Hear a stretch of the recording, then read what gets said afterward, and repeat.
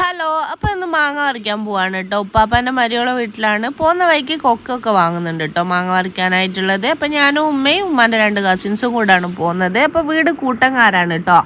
പിന്നെ അങ്ങനെ അവിടെ എത്തിയിട്ടുണ്ട്. അവിടെ എത്തിയ ഉടനെ പിന്നെ മാങ്ങ പറിക്കാനുള്ള ഒരുക്കങ്ങളൊക്കെ തുടങ്ങി. ഇതാണ് കേട്ടോ വാങ്ങിയ കൊളുത്ത്. പിന്നെ അപ്പോൾ ഇതിൽ അത്യാവശ്യം കിട്ടുന്നുണ്ടായിരുന്നു. പിന്നെ അങ്ങനെ ഓരോന്നൊക്കെ പറിച്ച് നിലം തൊടാതെ ബക്കറ്റിലേക്ക് ആക്കുന്നുണ്ട് കേട്ടോ. അതൊന്ന് മൂത്തത് ഓരോന്നൊക്കെ മുറിച്ച് ഞങ്ങൾ ഇടയ്ക്ക് കഴിക്കുന്നുണ്ട്. അത്യാവശ്യം നല്ല സ്മെല്ലും നല്ല ടേസ്റ്റുള്ള മാങ്ങയാണ് കപ്പായി മാങ്ങ. അങ്ങനെ താഴേന്ന് പറിച്ചതിന് ശേഷം പിന്നെ മേലെ പോയിട്ട് മേലേന്ന് അത്യാവശ്യം പറിച്ചിട്ടുണ്ടായിരുന്നു കേട്ടോ. അപ്പോൾ അത് ടെറസിൻ്റെ മേലെ എന്നുള്ളൊരു കാഴ്ചയാണ് ആ ഫ്ലവറൊക്കെ കേട്ടോ.